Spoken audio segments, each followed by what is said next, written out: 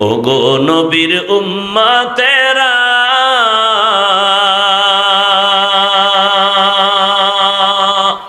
হয়ে আজি দিশাহারা,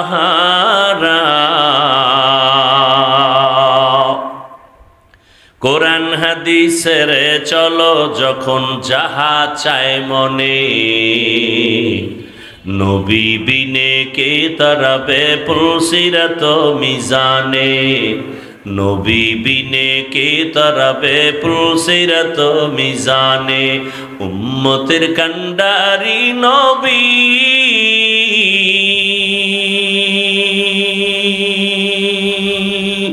কাঁদছেন উম্মতের লাগি, এখনো কাঁদেন নবীজি শুয়ে মদিনার পানে,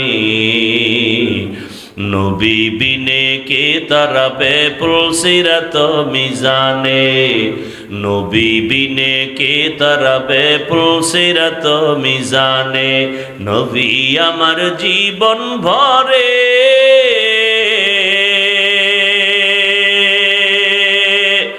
দিনের লাগি কষ্ট করে,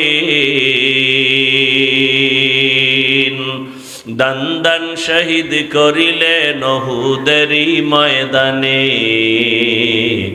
নবী বিনে কে তারাবে পুলসিরাত মিজানে, নবী বিনে কে তারাবে পুলসিরাত মিজানে। এরে নবীর আশিক রহমতের নবীর হাতে গড়া সাহাবী এতটা দামি হয়ে গেছেন, জিন্দা হালাতে আল্লাহ জান্নাতের টিকিট দিয়েছেন। প্রথম জান্নাতি টিকিট পেয়েছেন যিনি, তার নাম কি? দ্বিতীয় যিনি, তার নাম কি? বেহেশতাজা কে আজারে নবাশত কসে রাবা কসে কারে নবাশো। কেশে আবু বকর, রসুলের ডানে আবু বকর, বামে ওমর। যেই রসুলকে এক নজর তাকায় দেখলেই জাহান্নামের আগুন হারাম, যেই রসুলের ঘাম থেকে মেশকের ঘ্রাণ, যেই রসুল কদম যেখানে দেন ওই জায়গা থেকে দীর্ঘ বছর শুধু মেশকের ঘ্রাণ, এমন একজন রহমতের নবী, ওই নবীর হাতে গড়া সাহাবী আবু বকর, আল্লাহ তাকে এত মর্যাদা দান করেছেন। আল্লাহ তাআলা রহমতের নবী বলেন, সারা দুনিয়ার মুমিনদের আমল, সাহাবায়ে কেরামের আমল এক পালায় যদি দেওয়া হয়, আমার আবু বকরের দুইটা আমলের পাল্লা অন্যদের থেকে ভারী হয়ে যাবে। আতিনা ফি দারে দুনিয়া না হাসান, আতিনা ফি দারে উকবা না হাসান, ইয়া গিয়াসাল মুস্তাগীসিন ইহদিনা লিফতিখারা বিল উলুমে ওয়াল গিনা। হর গরিদে নেকো তু তৈয়ার হে জো না মাঙ্গে উসে তু বেজার হে। এত দামি আবু বকর, রসুলের একজন সাহাবীকে আমার আল্লাহ একজন রসুলের উম্মতকে আল্লাহ নিজে আলাদা সালাম দিয়েছেন। সেই রসুলের মোহাব্বতের উম্মত যাকে আল্লাহ নিজে আলাদা সালাম পাঠিয়েছেন, ওই ব্যক্তি হলেন আবু বকর সিদ্দিক রাদিয়াল্লাহু আনহু। আল্লাহ স্পেশাল করে আলাদা আবু বকরকে সালাম পাঠিয়েছেন। সুবহানাল্লাহ বলতে কষ্ট হয়। এই আবু বকর এত আল্লাহর নবীর পেয়ারা, আল্লাহর পেয়ারা। রসুলের ইন্তেকালের পরে প্রথম খেলাফতের দায়িত্বে চলে আসলেন আবু বকর সিদ্দিক রাদিয়াল্লাহু আনহু। এই আবু বকরের এত মান, এত দাম, নবী যাকে ছাড়া কোনো মশওয়ারা করেন না, সেই আবু বকরের ইতিহাস। নবী বলেন, আমি একদিন এশার নামাজের পরে আমার রুমের মধ্যে আমি ঢুকলাম, অর্থাৎ মসজিদে নববী আর আমার হুজরা তথা আয়েশার হুজরা পাশাপাশি লাগানো। বেশিরভাগ আমি আয়েশার হুজরায় গিয়ে এশার নামাজ পড়ে ঘুমায় যাই। কেন? বলে ভোর রাত্রে উঠিয়া আবার মালিকের সাথে হাজিরা দেই, কথা বলি। ভোর রাতে উঠে যাই, এশার নামাজ কমপ্লিট করে আমি হুজরায় গিয়া যখন বিশ্রামে চলে গেলাম, ঘুমাচ্ছিলাম। আমি রসুলের ঘুমটা কেমন? বলে আমার চোখ দুইটা বন্ধ থাকলেও আমার কলবের দরজা বন্ধ থাকে না। আমি মুহাম্মদ ঘুমাইলে আমার চোখ ঘুমায়, আমার কলব ঘুমায় না। রহমতের নবীকে চিনো? কেমন আমার মায়ার নবী, ১৫০০ বছর পর যেই নবীর আদর্শ দেখে গবেষণা করে বহু বিধর্মী কালেমাওয়ালা হয়ে গেছে। আরো আস্তে করে বলেন।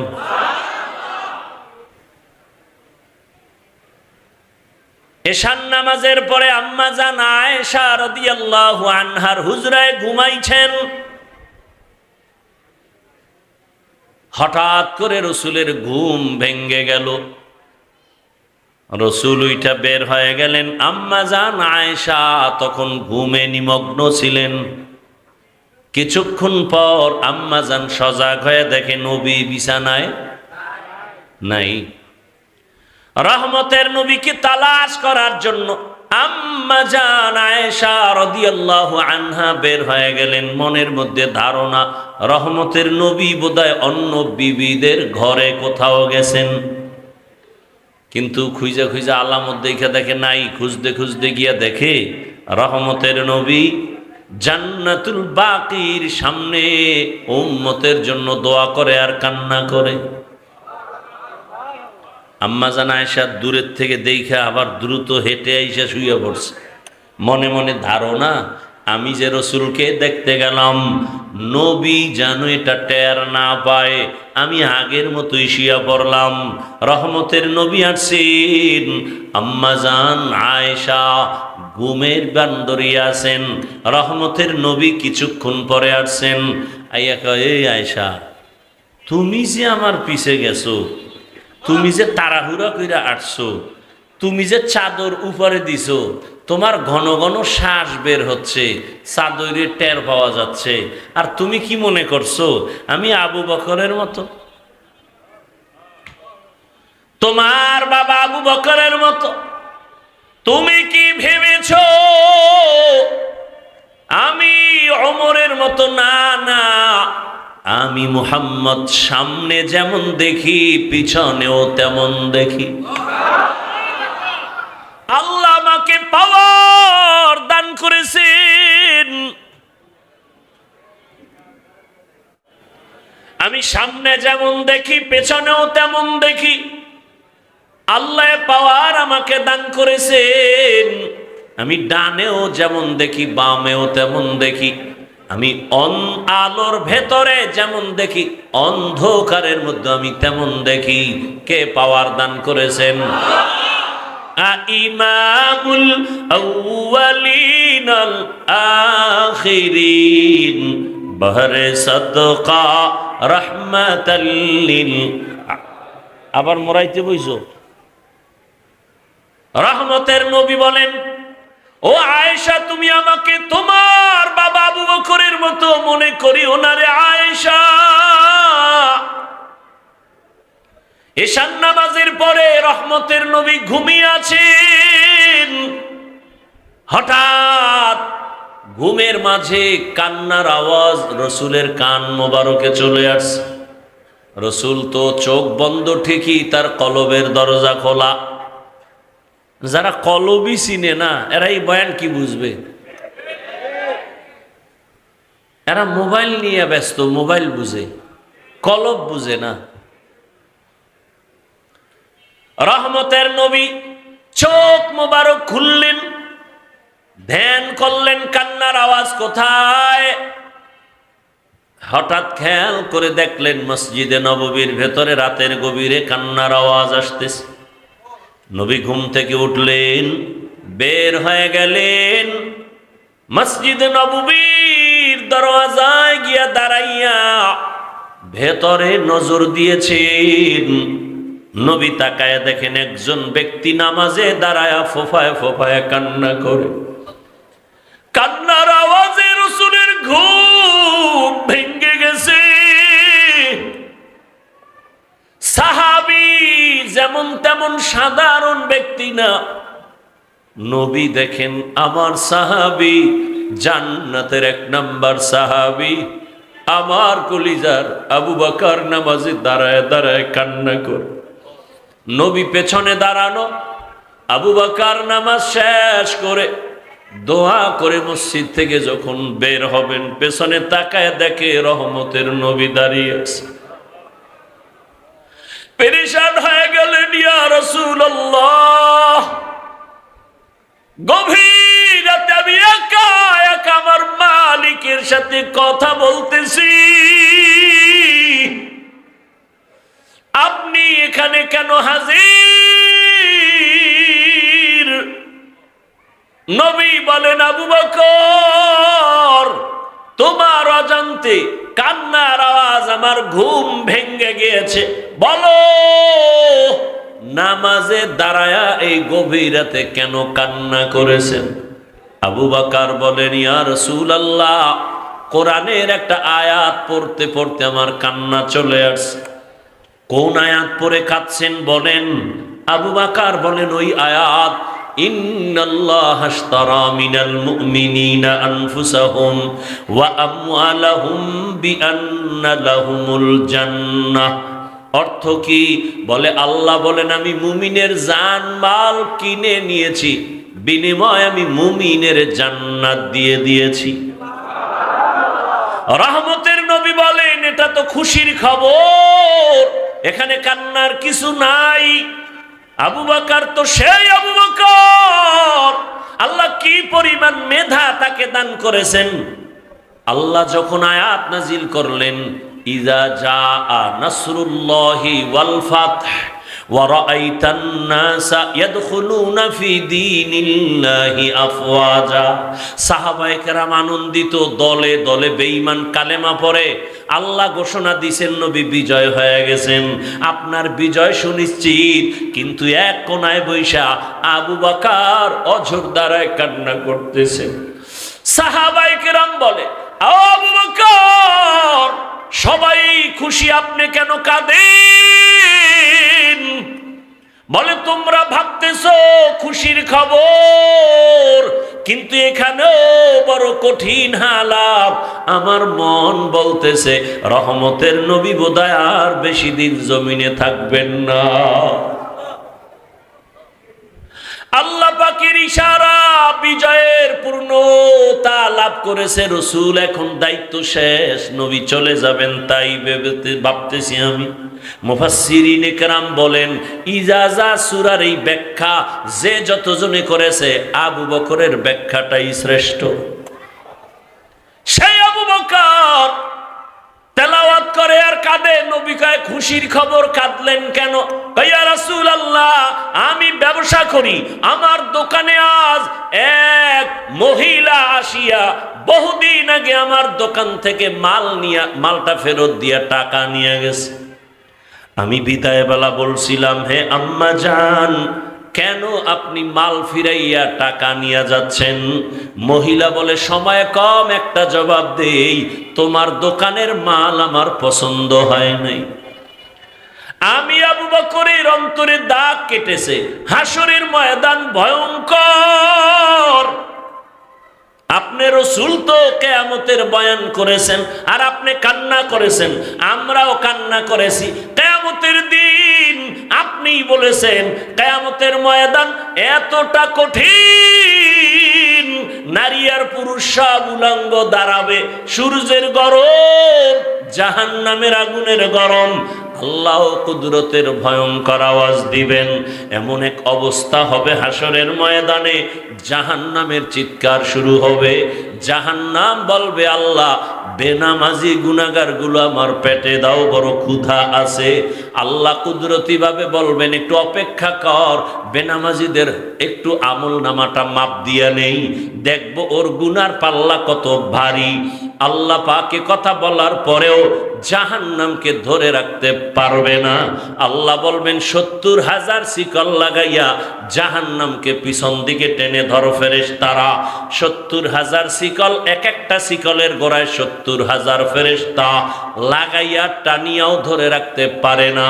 রহমতের নবী বলেন, এমন কঠিন হালাত হবে কিয়ামতের ময়দান, ওদিকে সূর্যের গরমে মাটির জমিনটা তামা হয়ে যাবে, কেউ দাঁড়াইতে পারবে না।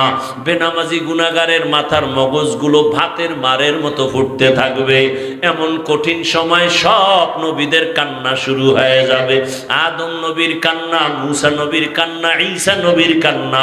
আবু বকর বলেন, ইয়া রাসূলুল্লাহ, ওই সময় আমার আল্লাহ আরো কঠিন কঠিন হুঙ্কার দিবেন। ওয়ামতাজুল ইয়াউমা আইয়ুহাল মুজরিমুন, আল্লাহ বলবে, ও গুনাহগারেরা, নেককারদের থেকে তোরা আলাদা হয়ে যা। আমি আজকে নেককারদের ডান হাতে আমলনামা দিব, বিনা হিসাবে জান্নাতে যাবে। গুনাহগারের বাম হাতে আমলনামা দিব। ওই দিন যদি আমার আল্লাহ, আমি আবু বকরকে ডাক দিয়ে বলে, রে আবু বকর, সামনে আসো, আমি যে তোমাকে জাহান্নামের শিকল থেকে ধইরা মুহাম্মদের হাতের কাছে নিয়া কালেমা পড়ানোর মাধ্যমে তোমাকে জান্নাতি বানাইয়া আমি সালাম পাঠাইছিলাম, মনে আসেনি? আমি তোমার এত আদর করে তোমাকে জান্নাতের 1 নাম্বার সাহাবীর ঘোষণা দিয়েছিলাম, মনে আসেনি? জি আল্লাহ। বলো এবার আমার জন্য কি নিয়ে আসছো? আমি যদি আল্লাহর কাছে বলি, আল্লাহ তোমার জন্য নামাজ, তেলাওয়াত, তোমার জন্য আমি জিকিরের আমল নিয়ে আসছি, আমি তোমার দরবারে রোজার আমল নিয়ে আসছি, আল্লাহ যদি বলে ফেলেন, ওই মহিলা যেমনে বলেছে, যদি বলে ফেলেন, রে আবু বকর, আমার জান্নাতটা আমাকে দাও, তোমার জান মাল নিয়ে তুমি জাহান্নামে যাও। যদি বলি, আল্লাহ কেন? বলে, যদি আল্লাহ, আবু বকর, আমি যেইভাবে নামাজ চাইছি ওইভাবে নামাজ তুমি পড়ো নাই, আমি যেইভাবে জিকিরটা চাইছিলাম তুমি ওইভাবে মহব্বতে জিকির করো নাই, আমি যেইভাবে রোজা রাখার কথা বলছিলাম তুমি ওইভাবে হক আদায় করে রাখো নাই, আমি যেইভাবে নামাজ আদায়ের জন্য বলেছি হক আদায় করে তুমি আমার জন্য করো নাই। আমার সব তোমার আমল তুমি নিয়ে জাহান্নামে যাও, আমার জান্নাত আমারে ফিরায় দাও। ইয়া রাসূলুল্লাহ, এই কথাটা মনে যখন আসছে আমি চোখের পানি ধরে রাখতে পারি নাই। সেই দিন যদি আল্লাহ এমনটা বলিয়াই ফেলার, আমার দুনিয়ার সম্মান তো কোনো কাজেই লাগবে না। সাথে সাথে জাহান্নামের হ্যান্ডকাপ, আল্লাহর অর্ডার হবে, ও জাহান্নামের ফেরেশতাই গুনাহগারের ধর, জাহান্নামের দিকে নিয়ে যাও। ও আমার যুবক বাবারা, বৃদ্ধ বাবাজি, ও পর্দার আড়ালের মা বোনেরা, আল্লাহর কোরআন সত্য, আজ পর্যন্ত কেউ একটা মিথ্যা ভুল প্রমাণ করতে কেউ পারে নাই। ওই কোরআন যদি তোমার অন্তর বলে সত্য, কোরআনে যত বয়ান আল্লাহ করেছেন সবই কিন্তু সত্য। কারা জান্নাতে যাবে, কারা জাহান্নামে যাবে, আল্লাহ স্পষ্ট কোরআনে বলে দিয়েছেন, তাও সত্য। ইন্নাল আবরারা লাফি নাঈম ওয়া ইন্নাল ফুজ্জারা লাফি জাহিম। নেক আমলওয়ালাদের জন্য জান্নাতের দরজা, গুনাহগার যারা তাদের জন্য জাহান্নামের পথ। জান্নাতটা কেমন শান্তির ঠিকানা আল্লাহ তাও কোরআনে বয়ান করেছেন। জান্নাতিন তাজরি মিন তাহতিহাল আনহার, এমন জান্নাত আল্লাহ দান করবেন, যারা জান্নাতে একবার ঢুকবে জীবনে জান্নাতের শান্তি ছেড়ে আর বের হতে চাইবে না। মা তাশতাহি আনফুসুকুম, জান্নাতে যা চাইবে দেখবে অন্তরে কল্পনা করবে সামনে হাজির। যেই জান্নাতে কোনো বাথরুম নাই, জান্নাত জান্নাতীরা ঢুকবে, কোনো কালো মানুষ থাকবে না, জান্নাতীদের দাড়ি কোনোদিন উঠবে না, যুবতী কোনোদিন বৃদ্ধা হবে না, যুবক কোনোদিন বুড়া হবে না। এমন জান্নাত কাদের জন্য? আল্লাহ বলেন নেক আমলওয়ালাদের জন্য। আর জাহান্নামটা গুনাহগারের জন্য।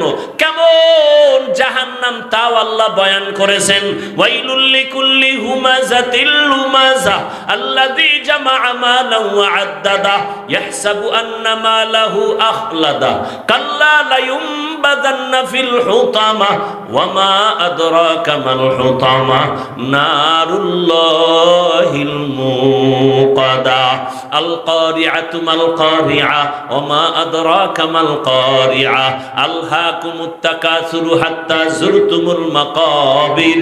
এগুলো তো ছোট ছোট সূরা। ও যুবক, তুমি ডাউনলোড করে বাংলা কোরআন ডাউনলোড করে তরজমাগুলো পড়ো। আরাআইতাল্লাযী ইউকাযযিবু বিদ্দীন ফাযালিকাল্লাযী ইয়াদউল ইয়াতীম ওয়া লা ইয়াহুদ্দু আলা তাআমিল মিসকিন ফাওয়াইলুল লিল মুসাল্লিন।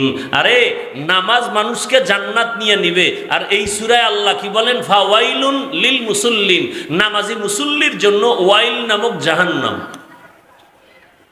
এবার চিন্তা করেন তো, যেই নামাজ মানুষকে গুনাহ থেকে বাঁচাবে, জান্নাতে নিবে বিনা হিসাবে, আল্লাহ আবার এই সূরার মধ্যে বলেন ফাওয়াইলুল লিল মুসাল্লিন, মুসল্লি নামাজির জন্য ওয়াইল নামক ভয়ঙ্কর জাহান্নাম।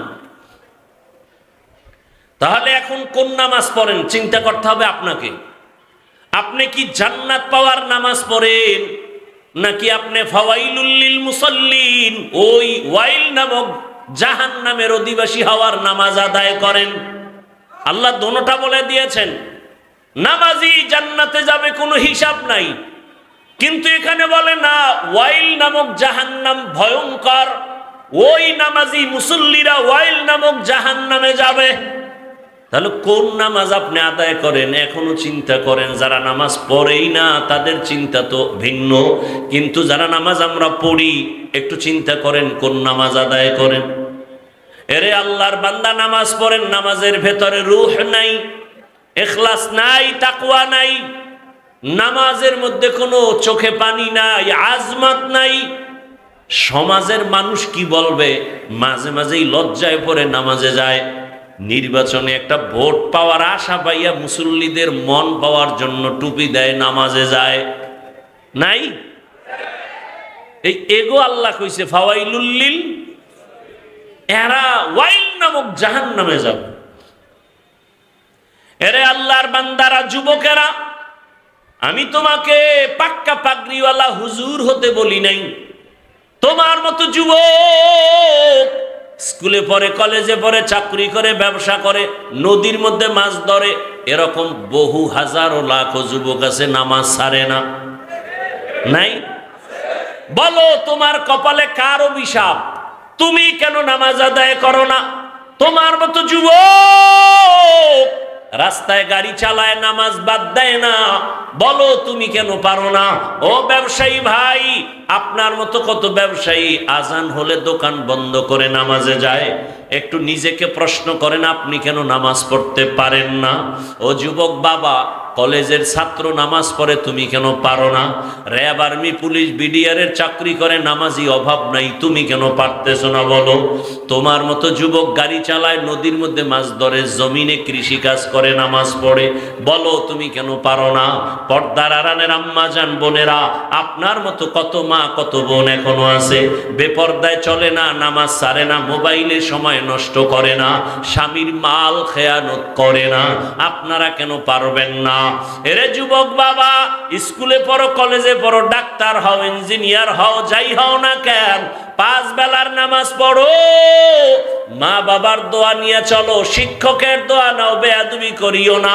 তোমার ব্যবহারে কোনোদিন যেন মা বাবা কষ্ট না পায়, তোমার আচরণে শিক্ষক যেন কষ্ট না পায়, তোমার ব্যবহারে কোনো আলেম যেন কষ্ট না পায়।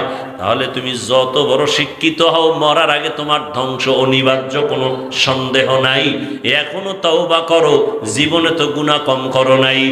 মনের ঝাল মিটাইয়া কত গুনাহ করেছো, মনে চাইছে দাড়ি কাটবা কেটে ফেলেছো, মনে চাইছে নামাজ পড়বা না পড়ো নাই, মনে চাইছে পার্কে দৌড়াবা পার্কে দৌড়ায় গেছো, মনে চাইছে সারা রাত মোবাইলে গুনাহ করবা গুনাহ করেছো।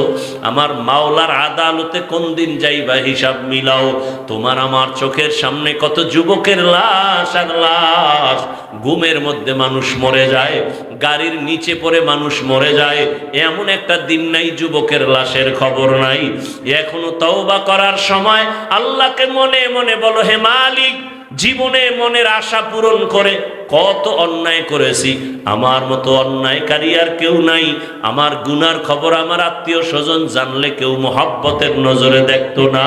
ও আল্লাহ, আপনি তো দেখছেন জানছেন, রাগ করিয়া আমাকে মেরে ফেলেন নাই, আমাকে আপনি খানা থেকে মাহরুম করেন নাই। আজ আমি তৈরি হয়ে গেলাম, মরিয়া গেল আর নামাজ ছাড়বো না, দাড়ি কাটবো না, বেপরদায় চলবো না। মা বাবার দোয়া নিয়া, শিক্ষকের দোয়া নিয়া, ওলামায়ে কেরামের পরামর্শ নিয়া, নবীজির আদর্শ মেনে চলবো। তওবা করার জন্য যদি অন্তর তৈরি হয় খাঁটি অন্তরে, আল্লাহকে বলো, আল্লাহ পাক মুহূর্তের মধ্যে সব গুনাহগুলো মাফ করে দিবেন। আল্লাহ আমাদেরকে গুনাহমুক্ত জীবন দান করেন, তওবাওয়ালা জিন্দেগি দান করেন।